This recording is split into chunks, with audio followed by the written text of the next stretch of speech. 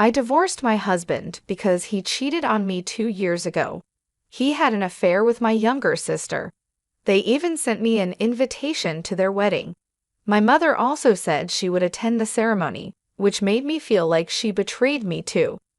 Then she told me, "I'll do something fun, just wait and see." My name is Kelly, and I had a plan to punish them both. My husband and I worked at the same company, and I was his boss.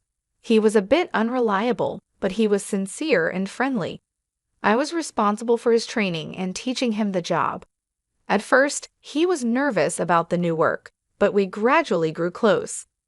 One day he asked me, "Helen, are you free on our next day off?"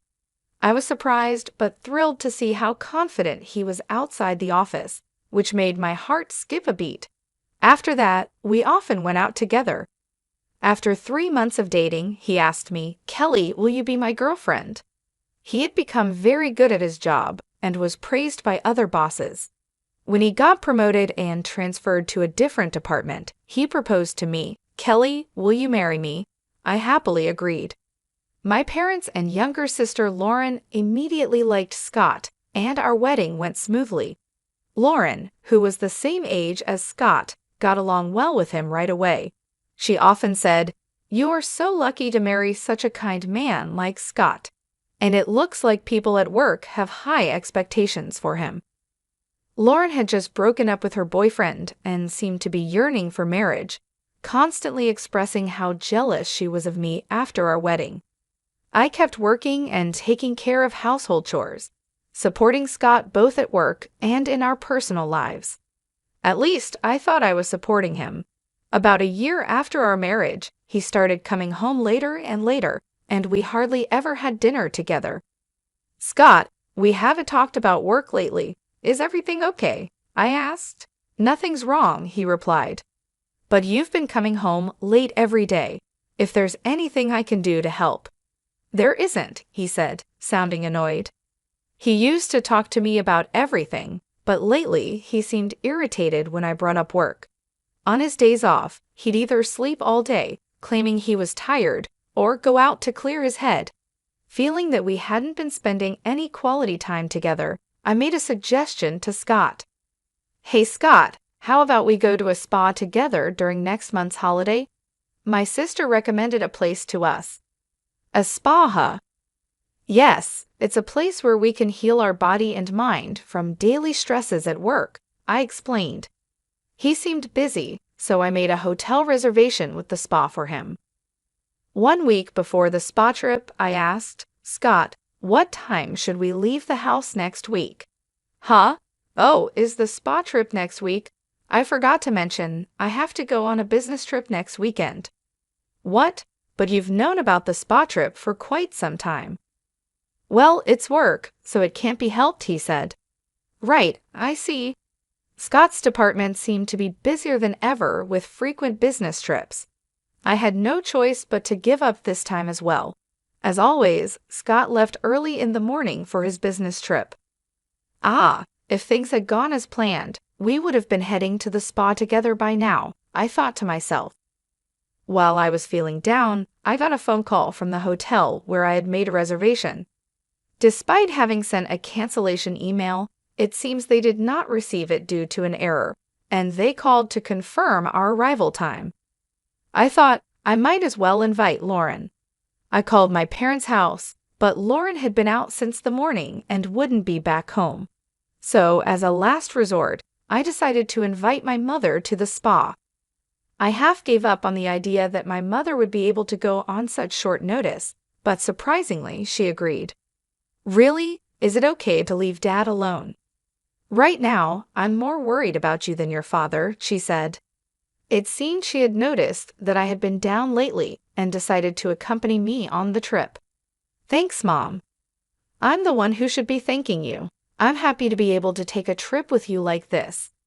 I decided to enjoy the trip with my mother, which I hadn't done in a long time.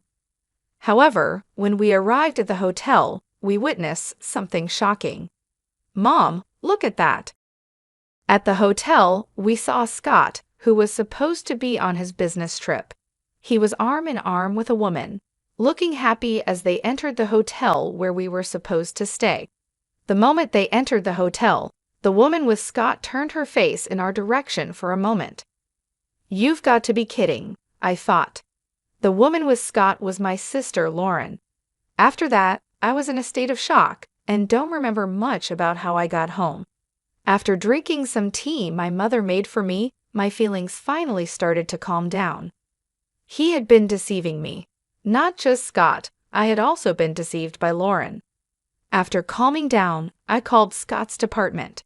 As I had suspected, his department had been trying to reduce their workload for the past few years, and they were not making employees go on business trips or do any overtime as much as possible. When I told my mother about the days when Scott came home late or was on business trips, it turned out that Lauren was also not at home during those days. It was all starting to make sense.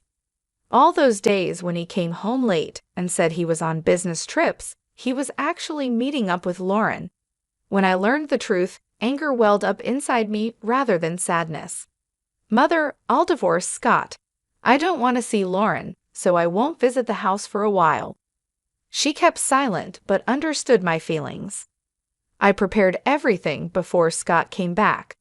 I arranged the divorce papers, signed a new lease for a house, packed my belongings, and moved into an apartment where I could stay until I officially moved into the new house. I left the divorce papers and a letter for Scott at the house. All the details regarding alimony and such would be handled through my lawyer, as stated in the letter. I also blocked all his contacts. I didn't want Lauren and Scott to know my new address, so I didn't tell my parents. Since we worked at the same company, we occasionally passed each other, but I completely ignored him. Realizing how hopeless the situation was, he quickly agreed to the divorce. He didn't tell anyone the reason for our divorce, but our colleagues seemed to have sensed it and avoided the subject. 5 years passed, and I kept my distance from him and my family. One day, after finishing work and returning to my room, I found my mother standing in front of me. "Mom, what's wrong?" "I have something I want to tell you," she said, showing me an invitation. "This is from Scott and Lauren." It turned out that Lauren had left our family home and moved in with Scott. I thought they might get married, but never expected them to have a wedding ceremony and invite our parents. "So, Mom, are you going?" "Of course I am," she replied. "I see," I said, feeling like I was the only one who couldn't forgive them. They must have known this, which is why they invited only our parents to the wedding. I had no right to say anything since I had distanced myself from both Scott and my parents. Seeing me depressed, my mother smiled. "Don't worry, I'm not going because I forgive them. Just you wait and watch." On the day of the wedding, my mother called me through a video call. "I don't want to see their faces," I said, about to hang up. But I remembered my mother's words and kept the call connected. The screen showed a slideshow that was being presented. The MC began introducing the slides. This slideshow was made by the bride's mother. She gathered photos from her beloved daughter's birth to the present and created this slideshow. I was surprised that my mother, who wasn't good with technology, could create such a slideshow. It brought back a feeling of depression inside me. "Mom, you did this much for Lauren?" But in the next moment, I was captivated by the screen. This isn't Lauren. The slideshow started with a photo of me when I was born. The MC continued, "So cute." There's a resemblance to Lauren somehow. As the guests watched with a relaxed atmosphere, Lauren's expression stiffened.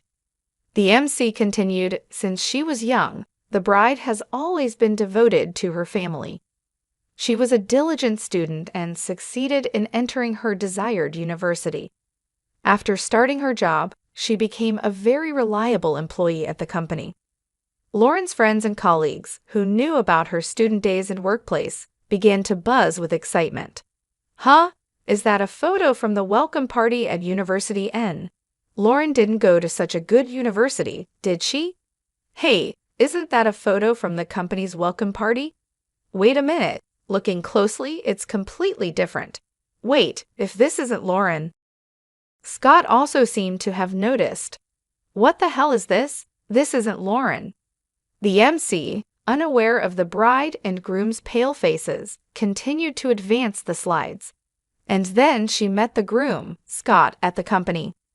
According to the bride's mother, she initially taught and trained the groom as his instructor.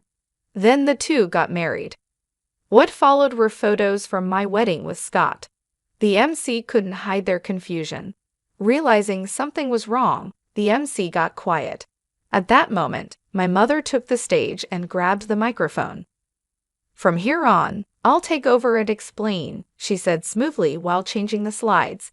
Even after marriage, my daughter supported him in both personal and professional aspects. However, due to how busy Scott got, he couldn't find any time for her. So my daughter planned a spa trip to help relieve his stress. "Wait, please," Lauren said, her face pale, and Scott made frantic attempts to stop my mother, but she continued with the slides. The next photo showed Scott and Lauren entering the spa hotel together, looking very close to each other. Finally, the bride and groom appeared in the photos, and both the MC and the guests fell silent. Scott and Lauren looked even more pale. But Scott declined the trip planned by my daughter due to a business trip. He said it couldn't be helped, my mother said, her voice steady and strong. He had to go on a business trip for work, so my daughter invited me to the spa. That's where we saw his affair. When my mother said those words, everyone started to talk and buzz about what she had revealed. "Huh? An affair? And this wedding is for Lauren and Scott, right? Could it be that this wedding is based on their affair?" To answer the guests' questions, my mother continued slowly. "Scott swore to marry my beloved daughter Kelly and make her happy, but instead he betrayed her. To make matters worse, he cheated on Kelly with her own sister, Lauren." "Mother, stop it already. Today is my wedding day. Why won't you celebrate my happiness?" Lauren cried as she tried to stop our mother. Still, my mother coldly looked at Lauren and said, "I have always wished for your happiness, but you've ruined it first." Kelly always considered not only herself, but also the happiness of her family. What about you, Lauren? Have you ever thought about how much Kelly would be hurt by your actions? "Well, she always seems so happy. It's not fair," Lauren responded. "So instead of being happy for your family, you just got jealous, huh?" my mother asked. "Mother-in-law, please stop. She is your precious daughter too, right? If that's the case, can't you celebrate our new beginning? Why are you doing this?" Scott pleaded. "I don't want to become a family with someone as dishonest as you. I saw it clearly at today's ceremony. If you really intend to start something with Lauren, why didn't you invite a single person from your own company? If you're going to have such a grand ceremony, shouldn't you apologize to Kelly? It's selfish to invite me and her father to the wedding without making any effort like that." "But Kelly has been ignoring me all this time," Scott protested. "Of course she has, after what you've done. It's only natural," my mother replied. "But that's all in the past, isn't it?" Scott argued. "Do you think her wounds will heal in just 5 years? Do you think you can regain our trust in such a short time?" "Don't be ridiculous," my mother said. After those words, my mother angrily left the venue with my father. I could hear my mother's voice from the cell phone. "The reason for your divorce? Did you see that, Kelly?" "Yes," I replied. "I'm sorry for reminding you of painful things," she said. "I just can't stand seeing those two acts like nothing happened. No thank you, I feel relieved. It's like you said everything I wanted to say." "That's right, Kelly, you always keep everything to yourself. I thought it was too kind of you not to tell your colleagues the reason for your divorce." After that, my mother sent me the recording of her conversation with Scott during the wedding. As my mother said, even if time passes, it's not easy to forget. Moreover, Scott showed no signs of remorse, calling it a thing of the past. I decided to start my second life by giving Scott a proper punishment. I chose to do it during his presentation at the company. It was open to volunteers from various departments, so I quickly signed up and entered the conference. When it was Scott's turn, his supervisor, unaware of his remarriage, said, "Scott, you seem even more motivated today because you just got married." "Yes, I will do my best for my family," he replied happily. He should have known I was in the room, but he didn't. I became even more determined and played the recorded audio I received from my mother. The participants were surprised by the sudden noise, but as they learned about his affair with my sister after marrying me, they began to accuse him.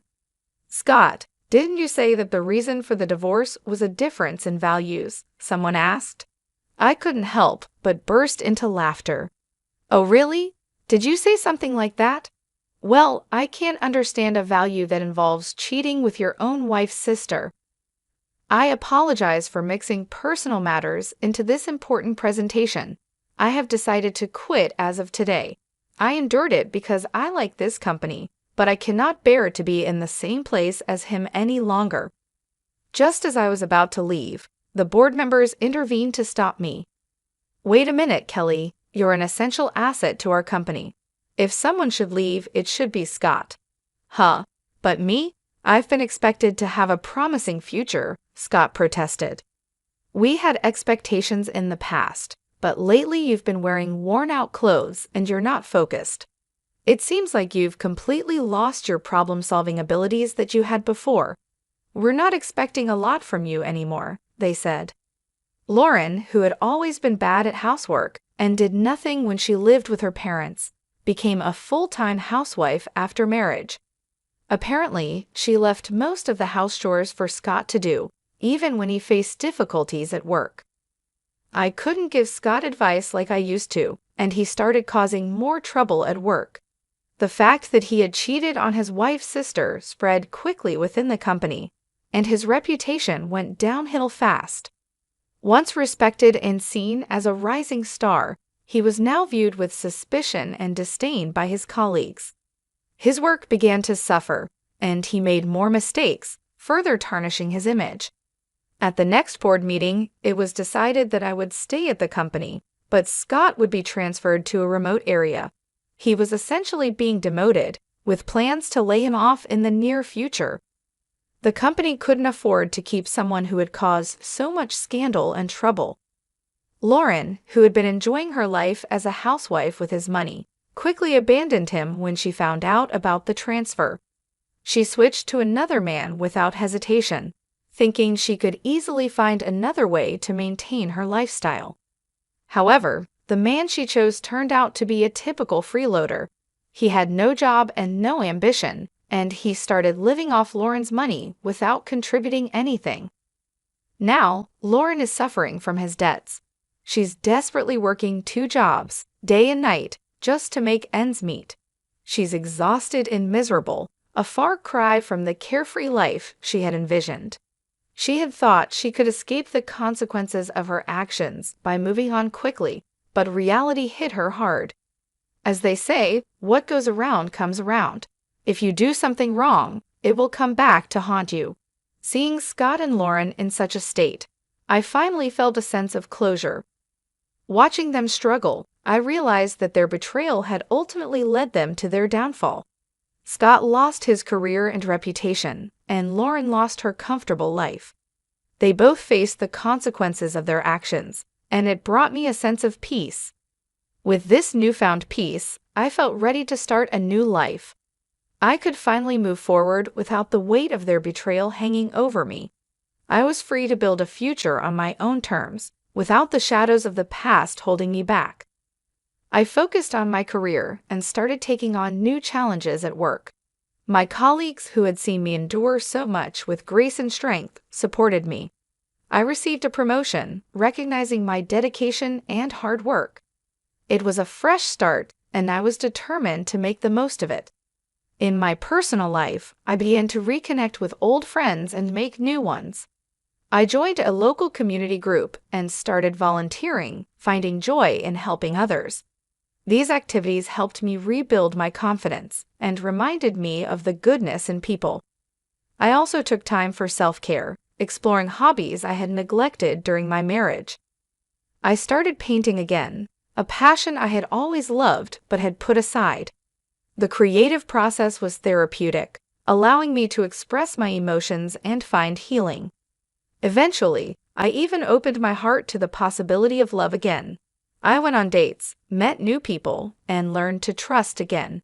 It wasn't easy, but I knew that not everyone was like Scott and Lauren. There were good, honest people out there, and I deserved happiness. As the years went by, I found myself happier and more fulfilled than I had ever been. The pain of the past had faded, replaced by the joy of new experiences and the satisfaction of personal growth. Scott and Lauren were distant memories, reminders of lessons learned but no longer sources of pain. Their lives, on the other hand, continued to be marked by the consequences of their actions. Scott never recovered his career, moving from one low-paying job to another. Lauren remained trapped in a cycle of financial struggle, her new partner's debts dragging her down. In the end, I realized that true happiness comes from living with integrity and kindness. Betrayal and deceit bring only temporary satisfaction, followed by long-term suffering. I chose to live my life with honesty and compassion, and in doing so, I found the peace and happiness I had been seeking all along.